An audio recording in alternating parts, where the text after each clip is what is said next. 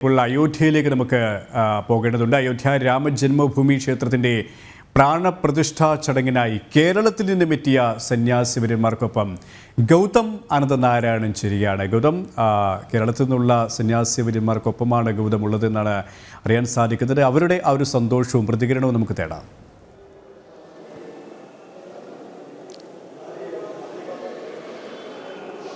KP Ramjanmabhoomi മുന്നേറ്റവുമായി അഭേദ്യമായ ബന്ധമുള്ള രാമദാസ ആശ്രമം, നമുക്കറിയാം സ്വാമി സത്യാനന്ദ സരസ്വതിയുടെ നേതൃത്വത്തിലാണ് കേരളത്തിൽ കാർ സേവകരെ ഏകോപിപ്പിക്കുകയും പിന്നീട് അയോധ്യ മുന്നേറ്റത്തിൻ്റെ ഭാഗമായി ഈ അയോധ്യയിലേക്ക് ആയിരക്കണക്കിന് കാർ സേവകർ എത്തുകയും ഒക്കെ ചെയ്തപ്പോൾ അന്നതിന് നേതൃത്വം നൽകിയത് രാമദാസ ആശ്രമവും സ്വാമി സത്യാനന്ദ സരസ്വതിയുമൊക്കെയാണ്. ഇപ്പോൾ അതേ മഠത്തിൽ നിന്നുള്ള സ്വാമി ശാന്താനന്ദ മഹർഷിയാണ് എന്നോടൊപ്പം ചേരുന്നത്. സ്വാമി നമസ്കാരം. ജയ് ശ്രീറാം.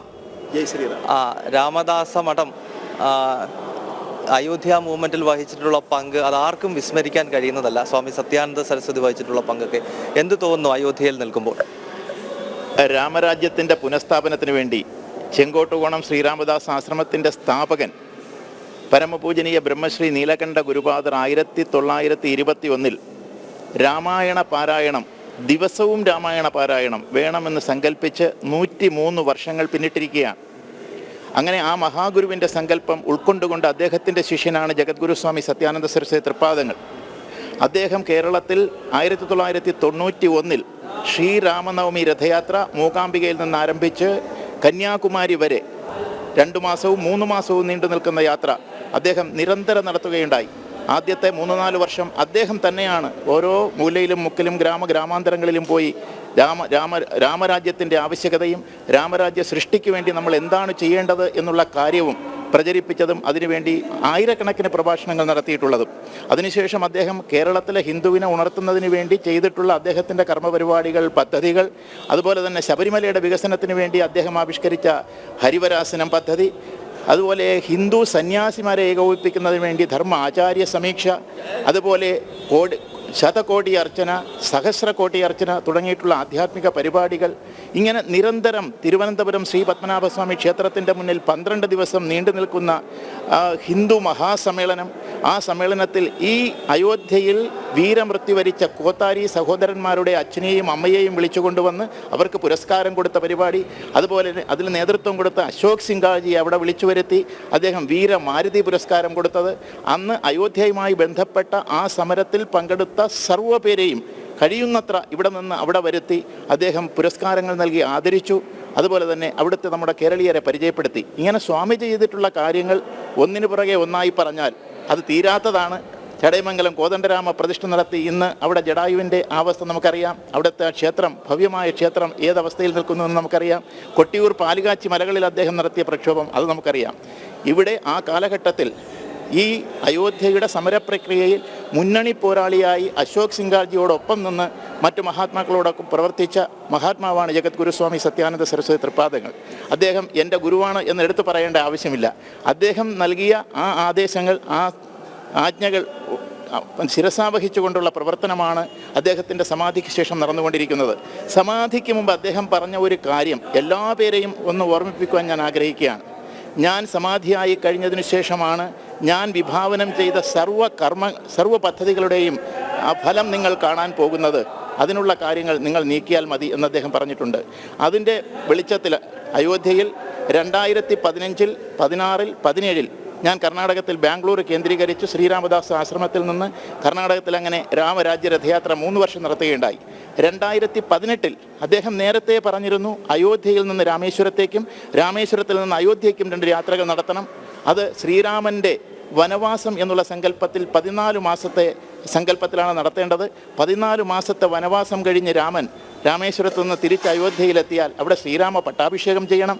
അങ്ങനെയുള്ള പരിപാടികളെല്ലാം നമ്മൾ ചെയ്തു. ഈ അയോധ്യയുടെ പുണ്യ നഗരിയിൽ, ഈ പവിത്രമായ മണ്ണിൽ ശ്രീരാമ പട്ടാഭിഷേകം ചെയ്തു. 14 മാസത്തെ വനവാസം കഴിഞ്ഞ് ആ യാത്ര എല്ലാവർക്കും അറിയുന്ന കാര്യമാണ്. പിന്നെ കഴിഞ്ഞ വർഷം അയോധ്യയിൽ നിന്ന് ഭഗവാൻ ശ്രീരാമചന്ദ്രൻ്റെ ദിഗ്വിജയ യാത്ര പുറപ്പെട്ടു. അത് അദ്ദേഹത്തിൻ്റെ അശ്വമേധം എന്നുള്ള സങ്കല്പത്തിലുള്ള യാത്രയായിരുന്നു.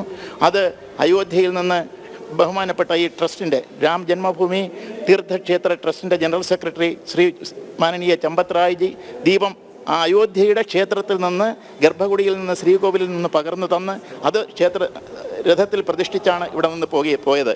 അതുപോലെ തന്നെ ഈ UP-യുടെ മുഖ്യമന്ത്രി, ബഹുമാനനായ മുഖ്യമന്ത്രി യോഗി ആദിത്യനാഥ്ജിയാണ് പച്ചക്കൊടി കാണിച്ച് ആ യാത്രയെ മുന്നോട്ട് നയിച്ചത്. അങ്ങനെ ഐതിഹാസികമായ ആ യാത്ര കഴിഞ്ഞ വർഷം വിജയദശമിക്ക് ഇവിടെ നിന്ന് ആരംഭിച്ച് നേപ്പാളിലേക്ക് പോവുകയും നേപ്പാളിൽ നിന്ന് ഹരിദ്വാർ വഴി കാശ്മീരിൽ പോവുകയും കാശ്മീരിൽ നിന്ന് കന്യാകുമാരി വരെ പോവുകയും കന്യാകുമാരിയിൽ നിന്ന് തിരിച്ച് ബംഗാളിൽ നിന്ന് കാശിയിൽ നിന്ന് അയോധ്യ, അങ്ങനെ 70 ദിവസം നീണ്ടു നിന്ന ഐതിഹാസികമായ യാത്ര. കോടിക്കണക്കിന് ജനങ്ങൾ, സന്യാസിമാർ, അതുപോലെ തന്നെ ഹിന്ദു സംഘടനാ നേതാക്കൾ അതിൽ പങ്കുചേർന്നു. വിശ്വ ഹിന്ദു പരിഷത്തിൻ്റെ സമ്പൂർണ്ണമായ ഒരു സഹകരണം ആ കാര്യത്തിലുണ്ടായി, സന്യാസിമാരുടേതുണ്ടായി. അങ്ങനെ സ്വാമിജി സങ്കല്പിച്ച ആ ദിഗ്വിജയ യാത്ര ഇവിടെ ഈ മണ്ണിൽ എത്തിച്ചേരുകയും ഇവിടെ അശ്വമേധം എന്ന് പറയുന്ന ഒരു യാഗം നടത്തുകയും ചെയ്തു. ഞാനിപ്പോൾ ഇവിടെ നിൽക്കുന്നത് ഈ തീർത്ഥക്ഷേത്രത്തിൻ്റെ, രാമജന്മഭൂമി തീർത്ഥക്ഷേത്ര ട്രസ്റ്റിൻ്റെ അധ്യക്ഷൻ പൂജനീയ നൃത്യഗോപാലദാസ്ജി മഹാരാജിൻ്റെ ആശ്രമത്തിലാണ്.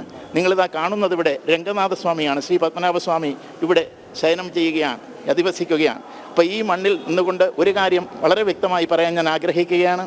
സ്വാമിജി പറഞ്ഞ ആ സങ്കല്പത്തിൽ ആ ഭഗവാൻ ശ്രീരാമചന്ദ്രൻ രാമേശ്വരത്ത് പോയി തിരികെ വന്ന് ഇവിടെ ആ രഥയാത്രയിലൂടെ ഇവിടെ പട്ടാഭിഷേകം ചെയ്ത് 41 ദിവസത്തിനകം തന്നെ രാമക്ഷേത്രത്തിന് അനുകൂലമായിട്ടുള്ള വിധി സുപ്രീം കോടതിയിൽ നിന്ന് വരികയുണ്ടായി. ആ അനുഭവമൊന്നും മറക്കാൻ കഴിയുകയില്ല. അത് കഴിഞ്ഞ് മൂന്നാമത്തെ യാത്ര, ദിഗ്വിജയ് യാത്ര നടന്നപ്പോൾ അതിൽ വെച്ച മൂന്ന് പ്രധാന കാര്യങ്ങളിൽ 2 എണ്ണം ഇതിനകം നടന്നു എന്ന് വളരെ സന്തോഷത്തോടുകൂടി പറയുകയാണ്. അതിൽ പ്രധാനപ്പെട്ട ഒന്ന്, ഇന്ത്യ എന്നുള്ള നാമം നമുക്ക് വേണ്ട, നമ്മുടെ നാടിന്, നമ്മുടെ ജന്മഭൂമിക്ക് ഭാരതം എന്ന നാമമാണുള്ളത്. അപ്പോൾ സർക്കാരിനോട്, മോദിയോട് നമ്മൾ ആവശ്യപ്പെട്ടത് ഇന്ത്യ എന്നുള്ള നാമം മാറ്റിവെച്ചുകൊണ്ട് ഭാരതം എന്നുള്ളതിന് ഔദ്യോഗികമായ ഒരു സ്ഥിരത, അതിനൊരു നിയമസാധുത വരത്തക്ക രീതിയിൽ അങ്ങനെ ഒരു മാറ്റം വരുത്തണം എന്ന് പറഞ്ഞിരുന്നു. അത് സംഭവിച്ചിരിക്കുന്നു. രണ്ടാമത്തെ കാര്യം, രാമായണം എന്ന് പറയുന്നത് നമ്മുടെ ഭാരതത്തിൻ്റെ ദേശീയ പുസ്തകം എന്നുള്ള നിലയിൽ, നമ്മുടെ സംസ്കാരത്തിൻ്റെ ഉറവിടം എന്നുള്ള നിലയിൽ, ആദികാവ്യം എന്നുള്ള നിലയിൽ രാമായണം നമ്മുടെ സിലബസിൽ, കുട്ടികളെ പഠിപ്പിക്കുന്നതിന് സിലബസിൽ ഉൾപ്പെടുത്തണം എന്നാവശ്യപ്പെട്ടിരുന്നു. ഇപ്പോൾ NCERT, കേന്ദ്ര ഗവൺമെൻറ് അതിനുള്ള തീരുമാനങ്ങൾ കൈക്കൊണ്ടിരിക്കുന്നതും എല്ലാവർക്കും അറിയാവുന്നതാണ്. ഇതൊക്കെ ഗുരുക്കന്മാരുടെ സങ്കല്പമാണ്. മൂന്നാമത്തേത് നടക്കാൻ പോവുകയാണ്. അത് മറ്റൊന്നുമല്ല, നമ്മുടെ ഭാരതത്തിൽ ഇന്നും കുട്ടികൾ പഠിക്കുന്നത് ഔറംഗസീബിൻ്റെയും അതുപോലെ തന്നെ ആക്രമണകാരികളുടെയും ഒക്കെ ചരിത്രമാണ്. അവരെയൊക്കെ വാഴ്ത്തിപ്പാടിക്കൊണ്ടുള്ള ചരിത്രമാണ്. എന്നാൽ ഇവിടുത്തെ ദേശീയ നേതാക്കളുടെയോ ഇവിടെ ഈ നാടിനു വേണ്ടി ബലിയർപ്പിച്ച മഹാത്മാക്കളുടെയോ ശിവജിയുടെയോ റാണ പ്രതാപ് സിംഗിൻ്റെയോ ഒന്നും ചരിത്രം, സുഭാഷ് ചന്ദ്രബോസിൻ്റെ ചരിത്രം നമ്മുടെ കുട്ടികൾ പഠിക്കുന്നില്ല. രാമനെക്കുറിച്ച് പഠിക്കുന്നില്ല, കൃഷ്ണനെക്കുറിച്ച് പഠിക്കുന്നില്ല. പഠിക്കുന്ന ചരിത്രം കൃത്രിമമായി ഉണ്ടാക്കി വിദേശികളെയും ആക്രമണകാരികളെയും പുകഴ്ത്തിക്കൊണ്ടുള്ള ചരിത്രമാണ്. അതിനൊരു മാറ്റം വന്നല്ലാതെ രാമക്ഷേത്രം ഇവിടെ വന്നതുകൊണ്ടോ രാമലാല പ്രതിഷ്ഠിതനായതുകൊണ്ടോ ഒന്നും തന്നെ രാമരാജ്യം ഉണ്ടാവുകയില്ല. ഇവിടെ സ്വാമിജി നേരത്തെ പറഞ്ഞത് തന്നെ, നമ്മുടെ പോപ്പുലേഷൻ കുറഞ്ഞു വരികയാണ്. ജനാധിപത്യ പ്രക്രിയയിൽ ഏറ്റവും കൂടുതൽ വോട്ട് കിട്ടുന്ന ആളാണ് ഭരണാധികാരിയാവുന്നത്. ഇനി രാമന് നാളെ വോട്ട് കുറഞ്ഞാൽ രാമന് പകരം രാവണനാണ് ഇവിടെ ഇരുന്ന് ഭരിക്കാൻ പോകുന്നത്. അങ്ങനെ അയോധ്യ ഒരു രാവണ രാജ്യമോ ലങ്കയോ ആകാതിരിക്കാനുള്ള ശ്രദ്ധ നമുക്കുണ്ടാകണം. അതിനു വേണ്ടിയിട്ടുള്ള പ്രവർത്തനമാണ് മുമ്പോട്ട് കൊണ്ടുപോകേണ്ടത്. അതിനെല്ലാ ഗുരുക്കന്മാരുടെയും, ജഗദ്ഗുരു സ്വാമി സത്യാനന്ദ സരസ്വതി തിരുവടികൾ കാട്ടിത്തന്ന ആ പാതയിലൂടെ എല്ലാവർക്കും പോകാൻ കഴിയട്ടെ. എല്ലാ ഗുരുക്കന്മാരെയും ഉൾക്കൊണ്ട് ജാതിക്കും മതത്തിനുമൊക്കെ അതീതമായി ആ ഗുരുസങ്കല്പം നിലനിർത്തിക്കൊണ്ട് മുന്നോട്ട് പോകുവാൻ കഴിയട്ടെ. ശ്രീ രാമദാസ ആശ്രമത്തിൻ്റെ ഒരു പ്രതിനിധിയായി ഇവിടെ നിന്നുകൊണ്ട് ഇവിടെ ഈ പരിപാടിയിൽ, ഈ പ്രതിഷ്ഠാകർമ്മത്തിൽ വരുന്നതിന് ക്ഷണം ലഭിച്ച ഒരാളെന്നുള്ള നിലയിൽ, അതിൽ പങ്കെടുക്കുവാനുള്ള ഭാഗ്യം ലഭിച്ച ഒരു വ്യക്തി എന്നുള്ള നിലയിൽ എനിക്ക് അങ്ങേയറ്റം കൃതാർത്ഥതയുണ്ട്, സന്തോഷമുണ്ട്. ജയ് സീതാറാം. ജയ് സീതാറാം. രാമദാസ് ആശ്രമത്തിലെ സ്വാമിയാണ് ഇപ്പോൾ ജനം TV പ്രേക്ഷകർക്കൊപ്പം പങ്കുചേർന്നത്. നേരത്തെ സൂചിപ്പിച്ചതുപോലെ അയോധ്യ രാമജന്മഭൂമി മുന്നേറ്റം മാത്രമല്ല, നിലയ്ക്കൽ പ്രക്ഷോഭമാണെങ്കിലും കേരളത്തിൽ നടന്നിട്ടുള്ള മതപരിവർത്തനത്തെ പ്രതിരോധിക്കുന്നതിന് വേണ്ടി ഹൈന്ദവ സമൂഹത്തെ സംഘടിപ്പിക്കുന്ന വിഷയത്തിലൊക്കെയാണെങ്കിലും, ശബരിമലയിൽ അടിസ്ഥാന സൗകര്യ വികസനം ഉൾപ്പെടെയുള്ള പ്രശ്നങ്ങളാണെങ്കിലും ഹൈന്ദവ സമൂഹത്തെ കേരളത്തിൽ ഏകോപിപ്പിക്കുന്നതിൽ ഏറ്റവും പ്രധാനപ്പെട്ട പങ്ക് വഹിച്ച ഒരാൾ സ്വാമി സത്യാനന്ദ സരസ്വതി ആണ് എന്ന കാര്യത്തിൽ യാതൊരു സംശയവുമില്ല. ആ മഠത്തിനെ പ്രതിനിധീകരിച്ചുകൊണ്ടുള്ള സ്വാമി ഉൾപ്പെടെ ഇപ്പോൾ അയോധ്യയിലേക്ക് കേരളത്തിൽ നിന്നും എത്തിയിരിക്കുന്നു. യെസ്, ഗൗതമാണ് അയോധ്യയിൽ നിന്നും വിശദാംശങ്ങൾ നൽകിയത്.